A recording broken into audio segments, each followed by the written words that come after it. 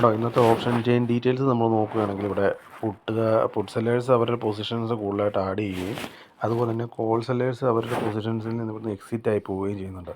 അപ്പോൾ ഇതിൽ നിന്ന് നമുക്ക് ഇപ്പോഴത്തെ രീതി അനുസരിച്ച് ഇത് നമുക്ക് മനസ്സിലാക്കാം, അതായത് മാർക്കറ്റ് താഴത്തേക്ക് വിടാനായിട്ട് ഒരു ഉദ്ദേശം അവർക്ക് ഇല്ല എന്നുള്ളതാണ്.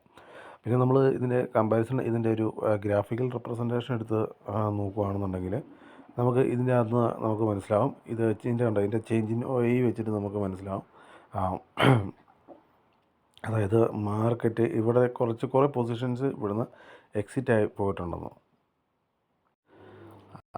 ആണോ, ഇവിടുത്തെ നമ്മൾ ചേഞ്ച് ഇൻ OI എടുത്ത് നോക്കുകയാണെങ്കിൽ മനസ്സിലായിട്ടുണ്ട് നമുക്ക് ഈ സ്ട്രൈക്ക് പ്രൈസുകളിൽ നിന്ന് ഇവിടെ കുറേ കോൾ സെല്ലേഴ്സ് ഇവിടുന്ന് എക്സിറ്റ് ആയിട്ടുണ്ടെന്ന്. അതായത് ഇവിടെ പുട്ട് സെല്ലേഴ്സ് അവരിങ്ങനെ മുമ്പിലേക്ക് സ്ട്രൈക്ക് ചെയ്ത് വരികയാണ്. അപ്പോൾ അതിൻ്റെ അർത്ഥം എങ്ങനെയാണെന്ന് വെച്ച് കഴിഞ്ഞാൽ മാർക്കറ്റ് മുകളിലേക്ക് നിർത്താനാണ് അവർക്ക് താല്പര്യം എന്നുള്ളതാണ്.